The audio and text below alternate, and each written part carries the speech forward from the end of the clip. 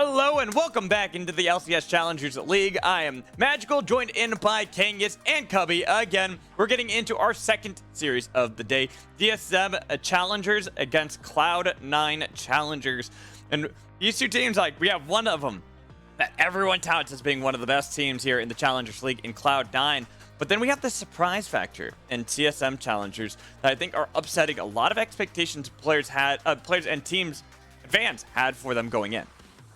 Sorry, I love how we just had a 10-minute break and I come back and just start sneezing on broadcast. I noticed that. I apologize. Literally was about to toss to you too, and then I'm like, wait, nope, just got to fill a little bit more.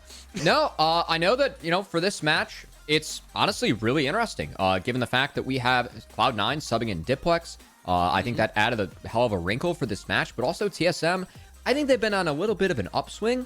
And for each of these teams, I think that one of the big surprises, and especially on the side of C9, something we haven't talked about enough, is how well both these top laners are playing as we stick to the theme of top lane for the day.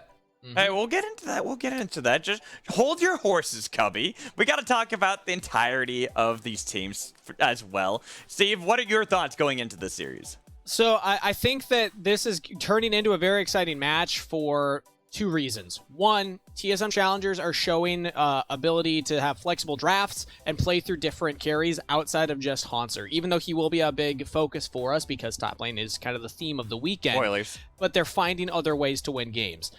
While Cloud9 Challengers, even though they've been on a hot streak, they're towards the top of the standings, they have a sub coming in the mid lane, and they've been winning a lot of their games because MNS will just get monstrously ahead of his lane opponent, and then will just kind of, it's a given, right? They're like, oh, MNS will be able to carry games.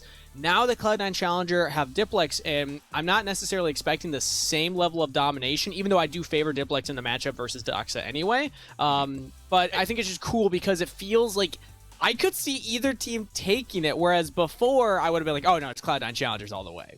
Again, we'll talk about Diplex in just a sec. Let's focus on TSM Challengers, and let's focus on Doxa, because you talked about that a little bit, how you favor Diplex going into this one, Steve. And so I feel like Doxa has started to really come into his own in this season as of late.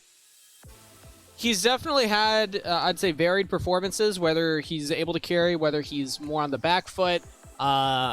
I do think he has been trending upward, which is positive for players at the developmental level. Oftentimes we lose sight, especially with a team like TSM Challengers, where you see names like Hanser, Svenskar, and Wild Turtle. This is not LCS. This is not the #1 league in the region. This is about developing and improving. I think Dox is definitely stepping up to that. But like we had said before, we're going to be focused a lot on the top side, because Hanser has been popping off, and now he's up against Fake God, and these are two of like the top performing top laners that we've had in the league this split.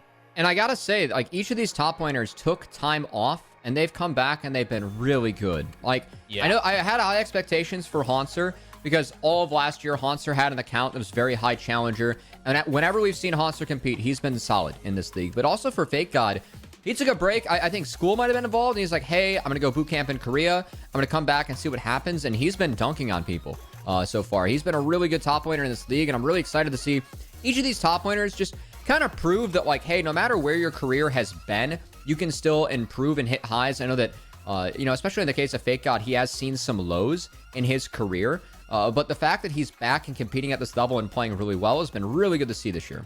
And same with Hanser, right? Because Hanser, the last time we saw him was in Academy. So now back here on the Challengers League, having taken a year off, we're seeing that this is the Hanser everyone knew and loved back in the day, back when he was dominating the top lane. Everyone was talking about him, why he got picked up from Gravity way back, if you can even think back that long. We're really going back. That's all, like, hey, I know my history when it comes to this stuff, so it's like, but that's what got him noticed, and we're seeing him play almost to that same level that got him on everyone's radar in the first place. And what I want to highlight there as well is we saw him solo killing Hoon, one of the other top performing top Not laners. Hoon time, it's Hanser time now. Pretty much #1 in most stats, and he also #1 team, right? He solo kills him, and then the next clip is he's on Sion. He's on tank duty, and he's like 1v4ing in a fight. So we see Hanser being super flexible in what he's able to bring to the team. And let's look at Fake God now, right? Because we were just talking about Hanser, and you were talking a little bit. He's gonna get solo killed again, Yeah. Oh no! Wait. Wait, Cubby, did you get these clips? Wait, it's Jax versus Cassandre both times. Yeah, and this is when Cassandre was OP, so you know it's real. That each of these top laners could get the kills, but Fake God, He's been rock solid in the top lane. And, when Fake God was playing, he was always known as this top laner where, we are going to make sure that, top lane's safe, stable. Fake God was going to be that. But also, seeing him be able to carry in some of these games, too, I think his Jax has been really good this split. I think that, he is someone that we're going to really have to keep our eyes on for what happens in this match. Because I also think that, Fake God, he's seen some tests, but maybe not a test like Haunter. And if TSM wants to continue their streak of winning 6 of their last 8 games, I think a lot of it's going to have to come through Haunter on the top side. We're going to have to see if we can take down Fake God. And it's important to note here, because this was our internal bracket vote. A reminder, you can go vote on Twitter for the community one. But we had Haunter winning the whole thing for best top laner. Fake God was his round opponent in the semifinal round, and he advanced ahead of Fake God. We all unanimously agreed to that. So, Cubby, I want to ask you, why? Why do we think Haunter won out in our own internal bracket? Why aren't you asking me? Huh? What am I, French toast here? I think it's because... Cubby, what do you think? I think it's kind of what you highlighted, right? The fact that Haunter has been able to play both styles. And also, he's putting up numbers like this on a team that's been struggling. I think fair. TSM are just now in the middle of the standings, but a couple weeks ago, they were... them and IMT were last out of our challengers teams in NACL. So I know they're bouncing back. I feel like TSM has really improved. A big part of that's been getting Draku in and just making sure that he's like really assimilated with the team. But Haunter has been consistently good all split. And I will also credit Svenskeren. He's been very good at playing around Haunter all split. So really want to see if they can use that today to execute and take down one of our top dogs in C9.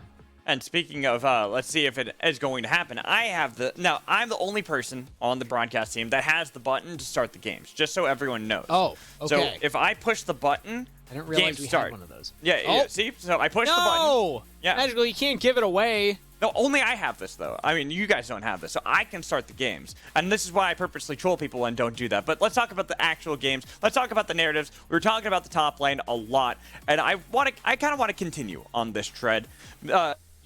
Just because Haunter and Fake God have similar journeys, right? Players that kind of had their chance. It seems like they're past. Everyone's like, okay, writing them both off.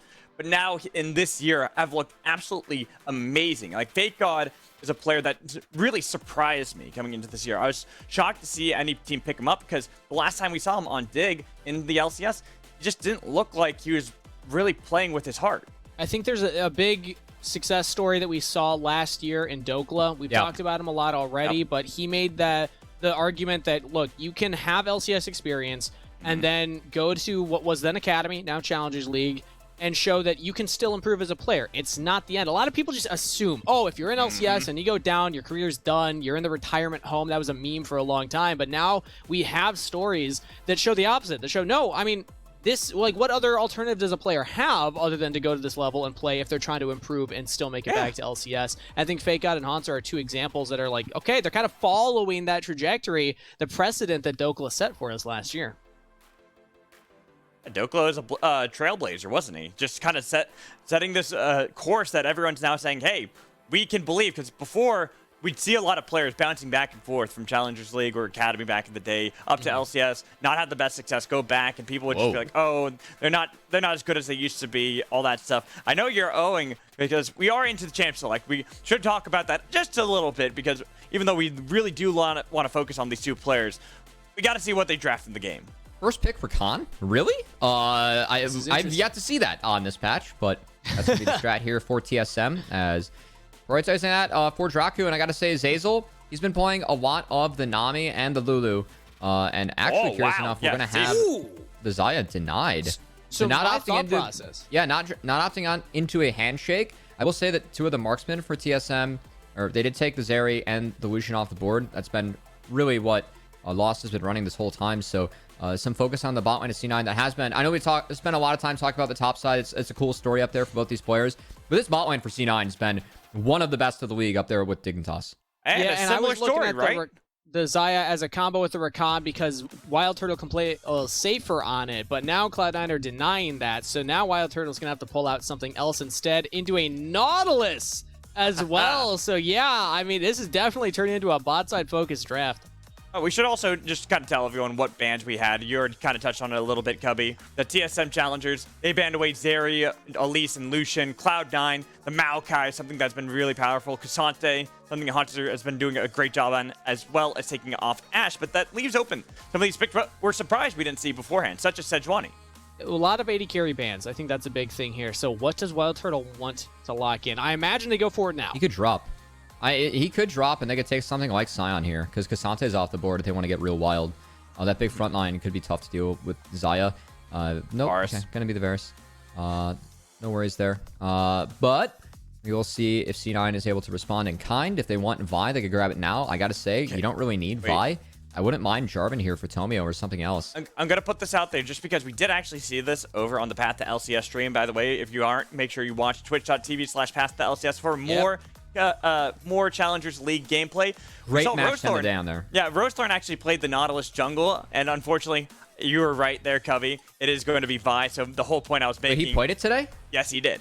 And I know it's a pick that some people have been cooking up in 13-3. I'm glad I can actually talk about it now, but I'll talk about it later. We can't talk about it now because we got to talk about this game. Talk about it later. And I'll be honest, like this draft started off a little bit spicy with the Rakan Xayah taken away, making sure the duo is not going to be together.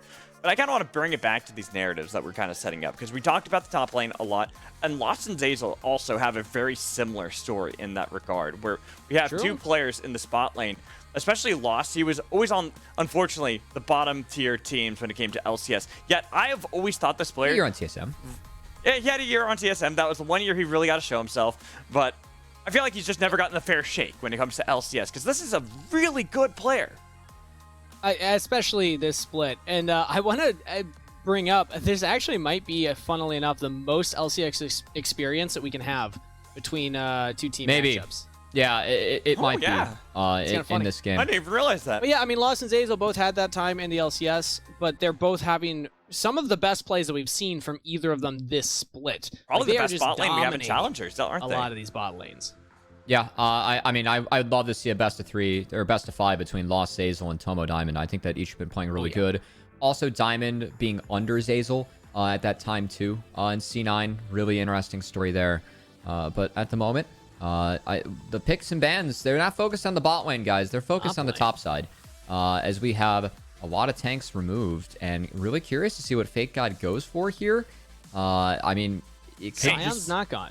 Yeah, so could be Sion's still right? It's the Jax, the Fiora, the Renekton. There's enough showing to go Silas here if they want to go it for the side of Diplex, but no, it's going to be the Sion. So taking away a couple of those options, and I gotta say now, I mean, what's Haunter's response going to be? A couple of the tank busters are off the board. Cho'Gath is an option if you want to get real wild. Solo played it in LCS. Yeah. I really like Cho'Gath and the Sion. Vi is pretty decent into it though, I will say. But it's Akali locked in mid lane, so Dox is going to be piloting the Assassin. You can go Gwen. AP focused, and then hovering the Gwen can shred through the tanks. Double melees to combo with the Sejuani. Yeah, I'm fine with Gwen here. I think that's a fine pick. Or we could see the Haunter Gnar. Yeah, Gnar, Haunter, name a more iconic duo, right, for NA. He's been playing that the most in his entire career. He's only played it once this split. So this split, but in his entire career, it is one of his most played champs. That's why I didn't like Gnar. Yeah, that's why I was a little worried about it too. All right, so Diplex has a really big Silas game here. I think that being able to grab Varus ult, Akali ult, and Gnar ult, there is not an ult that Diplex doesn't like in this game. Yes, it's going to be really difficult here.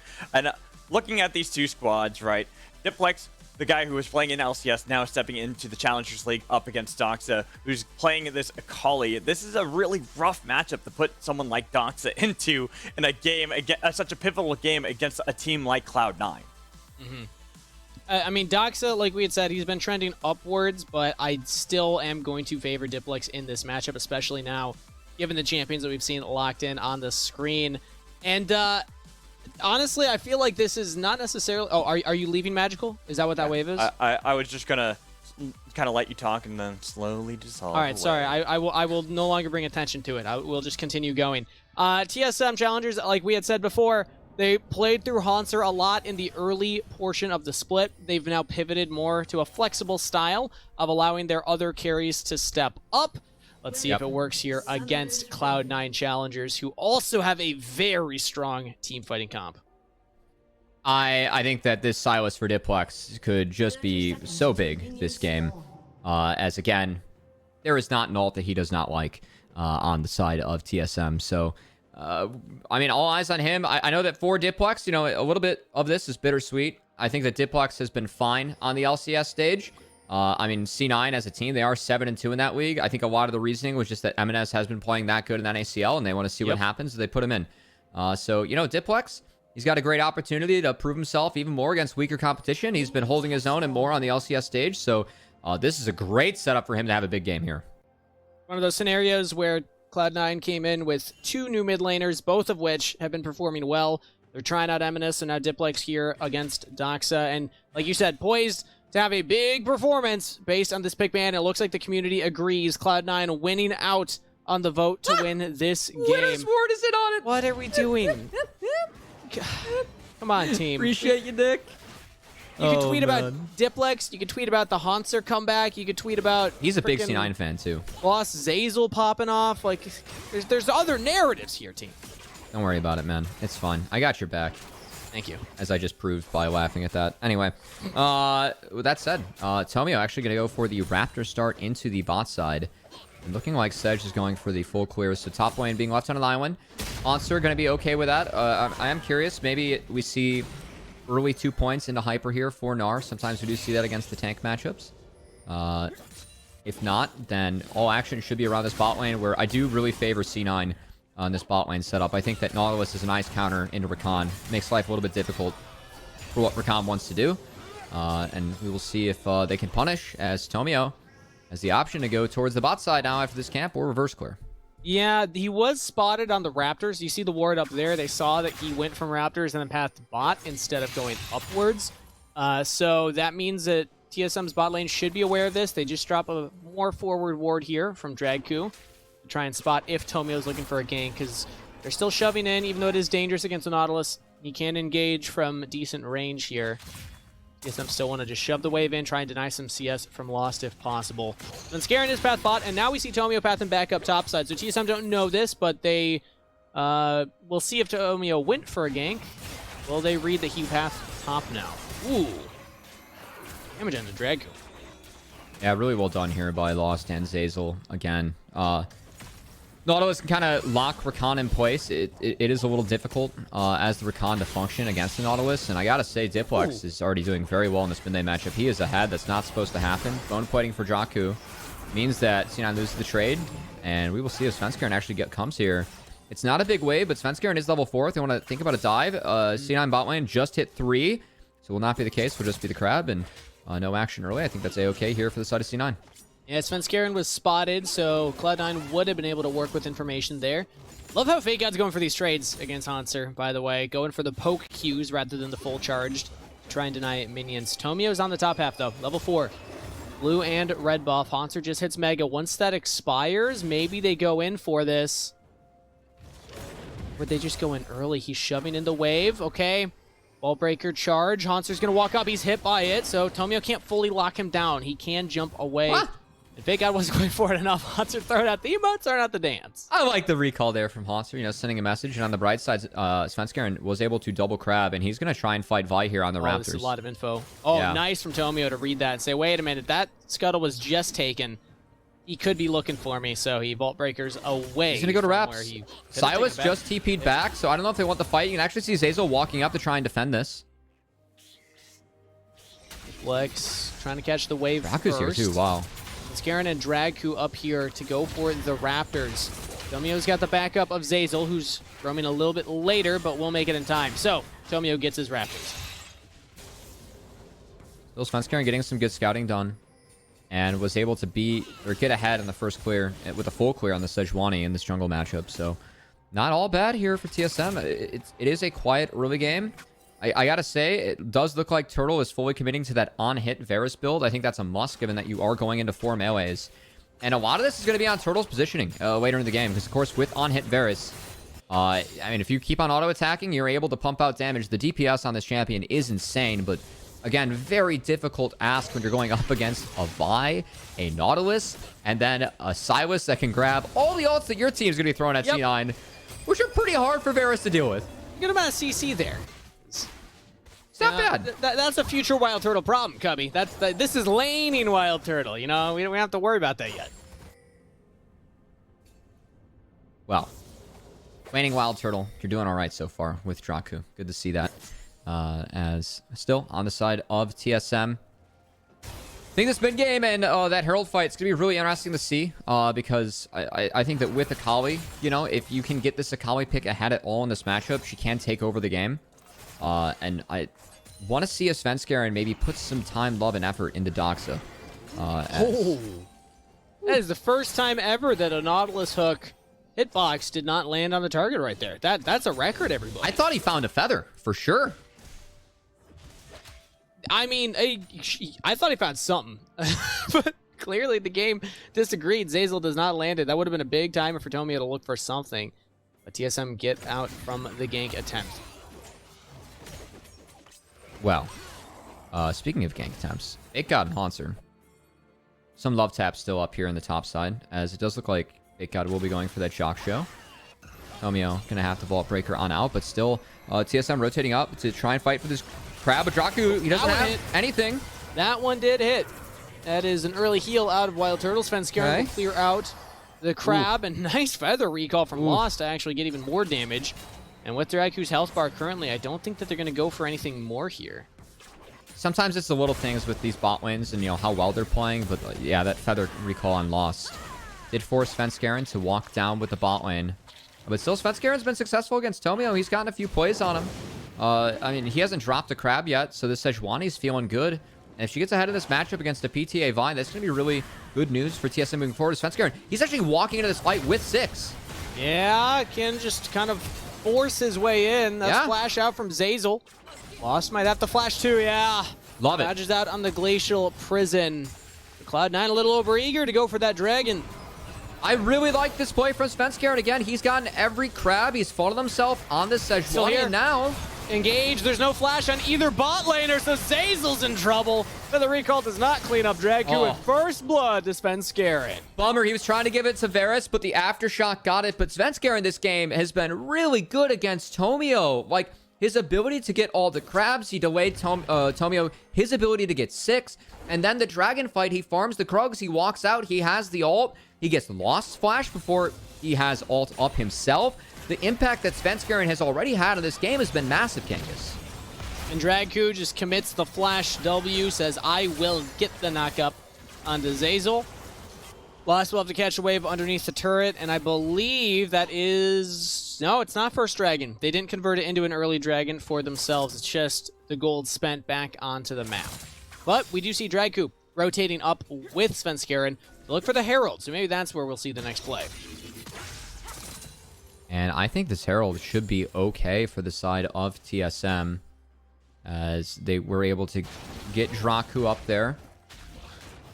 Svenskeren has started it. Hanser has pushed right now and is about to pop Mega, so they're taking this on a really nice timer. As again, Svenskeren, he has been really good at playing around the top side of Hanser and playing for his lanes. And yeah, taking that first Rift Hold uncontested here for the side of TSM. That's a big win. And Draku gets back into lane right as the wave is crashing, so there's no dive threat TSM from Lost and Zeyzal. It's been good to see this team scaling, Kangas, because again, we do have high expectations for these players, given what they've been able to accomplish in their past. The fact that they were tied to be our worst challenger team early on was a bit of a bummer. But now the fact that, you know, these guys are coming together, I really like how they're executing this composition here. I feel like they're playing it out well. Taking first Herald, trading that down for the Dragon. That's a trade up for TSM. C9, they do get something on the map, but still, TSM off the back of Svenskeren in early game, they've had a nice plan, and it has at least gotten themselves a 1K gold lead. And I wonder how much of it... I mean, we've had chances to talk to some of the players in the post-series interviews, but I don't know if we've ever asked them this of... Okay, nope, we'll get back to that point. Hold on, that's point Quick City. Onto Wild Turtle. The feather recall's enough, and Lost will pick up the kill. Tomio's here to answer Svenskeren. And it's a 1-for-0 trade. Cloud9 trading up, taking out Wild Turtle. Well, I don't think it tells me, or takes me to tell the audience this, but yeah, the game plan for the side of C9 is going to be see Varus, press R, and then make Varus die, right? Round 1, successful. Remember when I said that was a future Wild Turtle problem? Yeah. I think we're in that future now. Well, level 6 was hit, so, that's the thing about time. It just keeps going forward. You always got to be ready for it. Nautilus ult into Vi ult. There's a lot of counterplay there for Wild Turtle. Lost even ulted too. Yeah, well, he had to get over the Glacial Prison, so that actually was some counterplay, Kangas, but, that's fine. Still, though, technically, Diplex flashing away here. Steals away the Akali ult. Perfect execution. Doesn't even need to use it. But he has it just in case. I want to go back to the point that I was making before of the fact that TSM, slower start to their season, but a lot of their players, despite having a lot of competitive experience, had not been competing for a decent amount of time. They've been grinding out in solo queue, things like that, which is a very different environment. Even if you individually are honing your skills, it's about the team play. And now we're seeing that team play fully come online for TSM Challengers, and that's the most impressive part, is that they are playing like a cohesive unit. Love it, Hanser. Get that plate. Way to go, Hanser. All right, get that plate, bunny, man. Again, TSM, I think Joshi covered it really well last week, talking about how, they don't have a huge staff this year. They don't have a coach for this team. I know these players have a ton of experience, but that still is a disadvantage. I don't care what team you're on. If you don't have a coach and everyone else does, that's something that, your competitors have that you don't. Now, these guys have a lot of things going for them in their past and also, this year, but it's been fun to see them kind of band together and actually, start being a team in the league that other teams can look at and be worried about when it comes to facing, because early on in the season, that was not the case. Ooh, Doc's actually hitting pretty well against Diplex right there. Yeah, he just wanted the reset. It's all good. Yeah, you have the completed item. Diplex is not yet, so let's see what happens when that Rod of Ages is completed. Oh, Hanser just going for these aggressive ults to trade against Fake God. Yep, he's trying to catch the wave under turret. Still for TSM, it's a 1k gold lead. I gotta say, Herald is about to expire. I'm curious where Svenskaren puts this. It looks like they're just gonna throw it mid and try and get 3 plates. So, TSM, a big emphasis here on Doxa, who, props to Doxa, has opened up a CS lead over Diplex. Some of that is expected in this matchup, but also Doxa, well played against someone that has been playing in LCS for the first few weeks of the season. Diplex just kind of walking up and smacking Doxa right now. Ooh, Doxa doesn't have the Shuriken flip anymore. Okay, he's fine. He's out. But yeah, also, Diplex has not completed the Rod of Ages yet, so a little behind schedule on the Silas. You don't have your mythic item, and also that's one that will stack up as the game goes on. So there is a window here where Doxa does have a pretty sizable lead, and you can play around that. You can work with that. You'll probably have that for the next Dragon fight, too, if TSM Challengers can set up for it. No, I think that's a good call out, because, again, I think that TSM, this is the part of the game where they're going to be real strong.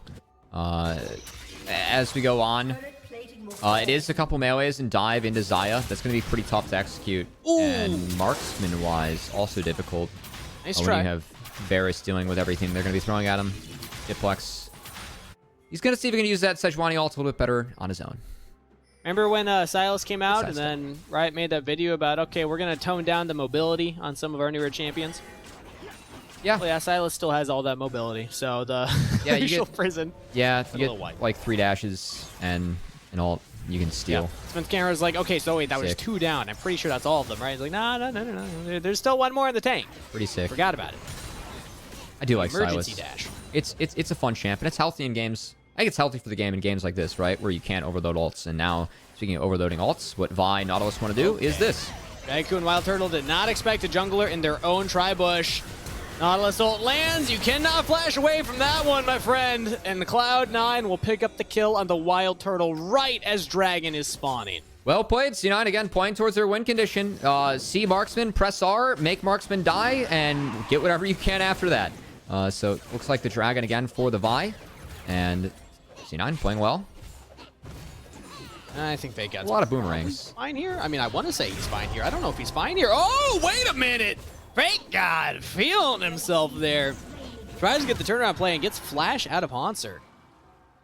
Not all bad. Also, because Varus has gone down twice now, Varus starting to get starved out a bit. That is really good for the side of C9 again. If on hit Varus gets behind, you can just rinse, repeat, and kill him continuously. So TSM are shifting their power up towards this top side. As second Herald has spawned. And you can see TSM, they have everyone up here. No answer to Diplex down bot. So it will be resources for the Silas and Tomio. Nice preemptive flash. He's got his Vault Breaker coming up soon. I wonder if they're going to think about this. Because Haunter just went mini. No, they want Diplex to farm. Narbar pretty quickly, has the ult still, so Diplex will instead just go for the turret bot side, no teleport. I doubt that we see Cloud9 contest this Herald, but it's still important that they're stacking up the Dragons. I don't think they're as concerned about these Heralds. Dragon will be the win condition for Cloud9 going forward, and the fact that they picked off Wild Turtle at the perfect moment, we had just been setting up the item discrepancy for Doxa. He was doing really well for himself over Diplex, had a lead.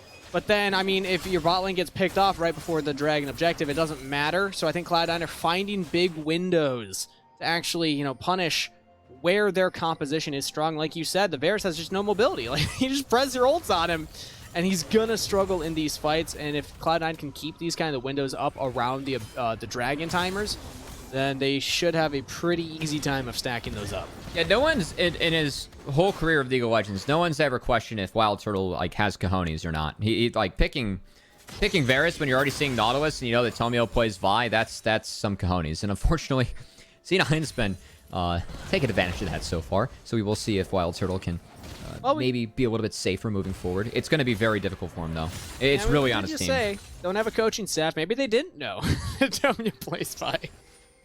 Yeah, I've got the fact that Tomio plays Vi up on my monitor, so I think that's something they can look at too. You know. Yeah, simple wiki search away. It's his most played right now, as of this game. Fair enough. Tomio on that Vi, most played, going in for an invade. Has the Black Cleaver completed. Svenskeren went for an early Warmogs, so can heal up. Not a lot of poke that he's going to be healing up, but still.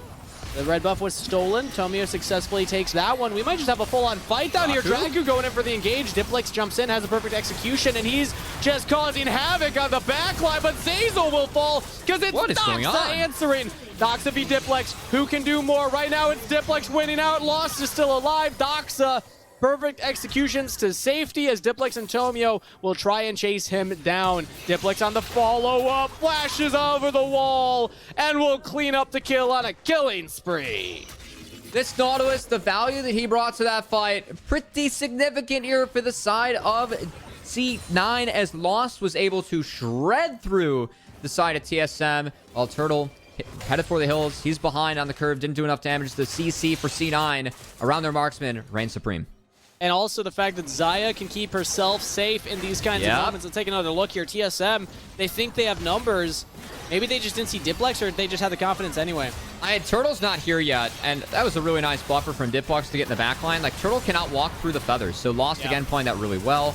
And then Lost, I mean, at this point, he's actually just kind of, I don't want to say ignoring Doxa, but like doing his best. Has the heal that gets him enough health to make sure he survives execute, kind of able to bait that out long so Doxa sticks around.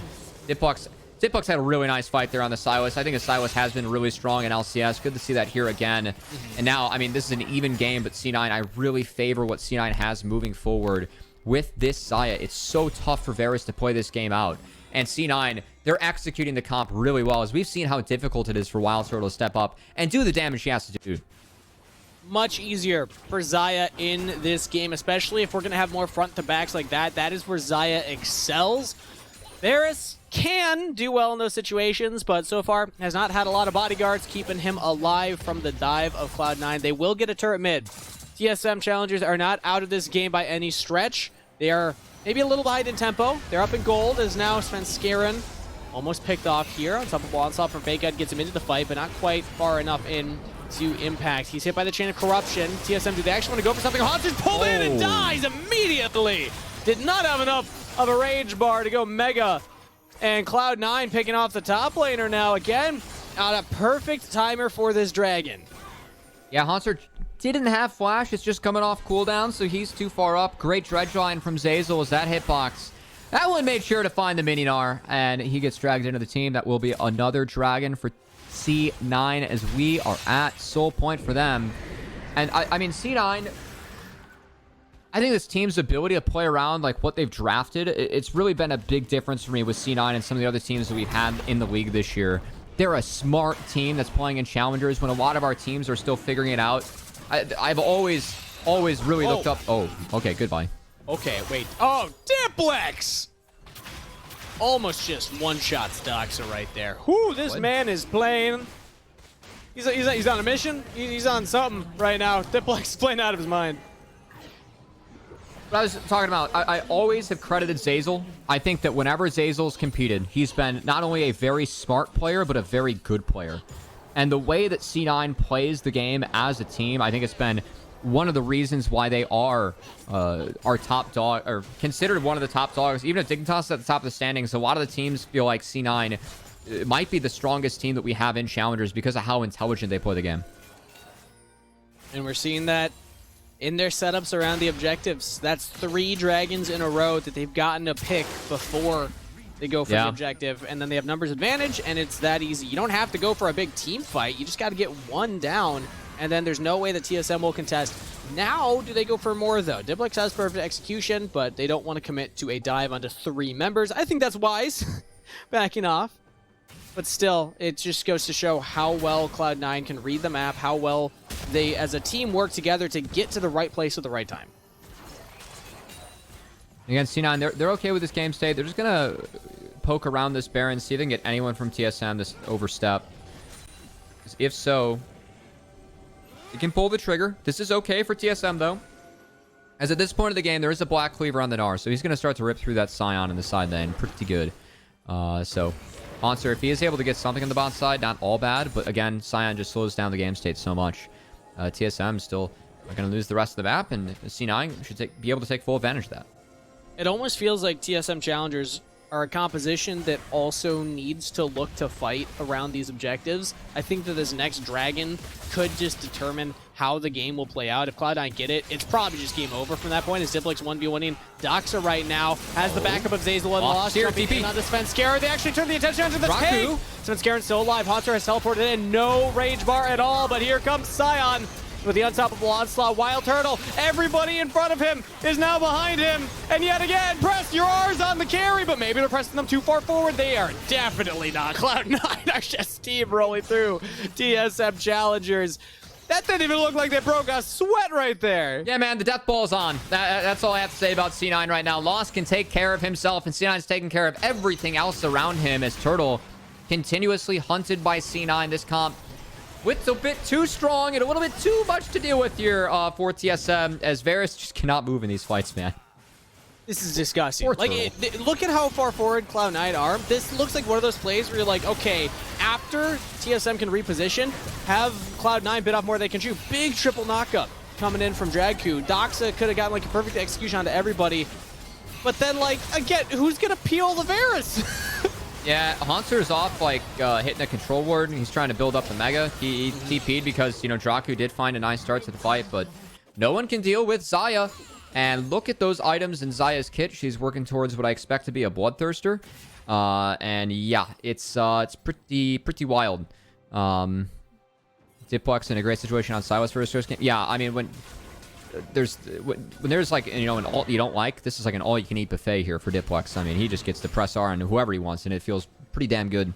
And it's tough when, again, there's 2 really good mid laners in an Org. Cloud9 are going to try an MNS, but I think Diplex, this is the kind of performance you want to have now as Svenskeren goes for the engage. Doesn't quite land it. Still looking for more, and Dragku just finding all these massive engages, but it's just not enough. Whoo! Lost says, all right, well, I got the damage and I got the tanks in front of me. TSM are going to have to find some way to get on top of him as Diplex is 1v1ing Haunter under his own mid lane turret. Haunter says, all right, well, I got the ult first, so how about I throw it out at you? The rest of the team is here to back up Diplex. Tomio kills Doxa off screen, and Cloud9 Challengers, despite a substitute mid laner coming in week 5, they are not skipping a beat right now, and they are knocking on TSM's door. Been a hell of a game from Diplex, Lost, and all C9, quite frankly, as Tomio and Zeyzal have just synced up beautifully to, again, make Wild Turtle's life a living hell on this Varus. As Reset, Baroned up right before this Dragon. That should be soul for C9, and that should be the game done and dusted. And I keep saying substitute, obviously roster swaps, but regardless, this is the kind of performance that Cloud9 Challengers are just showing. How deep the skill and the talent in the organization is going right now as Diplex just sees Dragu and just says, hey, there's another ult I can steal. I like that one too. Just deletes Dragu off the map. I was going to say earlier that, it's a good game for Sylas when, he's yet to grab Reconnaissance, because that's a really good one on Sylas too. And I'm glad that Diplex, just showed me that, I was right. And Fake God walks up, okay, and I think TSM are saying, yeah, I mean, we might as well just try and go for something here. The game is so far away from us. Cloud9, they were ready for it. Big taking health bar on Sylas. He is fine. Diplex takes away perfect execution. Jumping around Doxa. And Doxa should go down right now. He's in the fog, and Lost jumps forward. Cleans him up just fine. Cloud9 with Baron-empowered minions still pushing in for more. This should be the game-ending push. Yeah, well, I think it's safe to say Varus into this comp. It's not. And Sylas into the TSM comp. Pretty tough to play. As C9 going to take 2 inhibs, they're going to cruise, take the soul for themselves. They do want to actually delay taking the soul, so Elder spawns later in the game because they are so far ahead. If we're going to get really into the nitty-gritty here, but there's not really much else to talk about with this game, Tankus. We're starting to talk about Reality Steve and Bachelorette territory yet again. Oh, no. That's too oh no soon, is right. Oh no is right. Soon. I think there's more we can chat about. I think the big thing, they didn't push for the end there because Baron just expired, but they still got a lot out of that Baron. And now it's going to be the back reset, go for one final fight. They have enough engage tools. Diplex was 16 stacks in the measure. Remember when I was saying, oh, he's behind on the build. He didn't get the Rod of Ages. This is going to be a rough game for Diplex. He made up for it. They traded Herald for a turret for Diplex, and then Diplex just kind of won the game. Yep. I mean, not that Lost hasn't been winning the game for them already. I mean, he's 10-0-7 here as a marksman. He's participated in every kill but one, and I think that his health bar dropped below a third health once. That's actually absurd. Cool. He's been there for 17 out of 18 kills. Yeah. Wow. Hey, well, I'm wondering what's going to happen with Xayah next game. Yeah, right? There's a reason that we went into the matchup hyping up the top lane. There's a cool story behind Haunter and Fake God. They've been playing incredibly well, but I'm happy that you brought up as well. Lost and Zeyzal are looking like just the best spot lane that we have. Oh, God. At least top 2 in the conversation. As the engage comes in now from Cloud9, this could just be the game-ending push. Haunter does not have Mega, and there's a lot of health bars for Cloud9 to work around right now. Flash from Scaring over the wall. He's repositioned, but now he's not with the rest of the team who don't have a big wave. TSM are actually in a really interesting spot here where the game's not over yet, but they still need to find a way to get Scaring back with everybody else. He just backs, does it the old-fashioned way. Another front to back might be the answer here. They're approaching. Scaring trying to tank up all the abilities that he can, but Dragu right as he tries to go for the hero play. He just gets popped. Haunter with a flashy-looking ultimate, but a double kill over to Diplex. Chasing down Haunter, who's going to get it. Tomio and Lost are there. Haunter trying to buy time as the rest of the team is on to the Nexus, and surely this game is over. Yeah, TP. Okay, take down Tomio. Save him. No! Haunter picked up. Doxa cannot get him. Oh, he's just dancing around him. There's another teleport. Fake God says, screw the game. I want the kills. Give it to me. As Cloud9 Challengers with a massive minion wave will dive the turret just to send a message to Wild Turtle. How dare you be alive on our screen? Cloud9 Challengers take game 1. Okay, so Varus into Nautilus plus Vi without Tom Kench or Thresh is a no. I'm going to go with that. What do you think? You know what? It might be results-based analysis. Ooh. But based on the sample size I have, I would have to agree with that assessment, Cubby. Yeah. But that's all that we can talk about. Game number 1. We're going to set it to a short break while the players get ready for game 2, and Magical comes back on to entertain us for our halftime show. So we'll see you after this.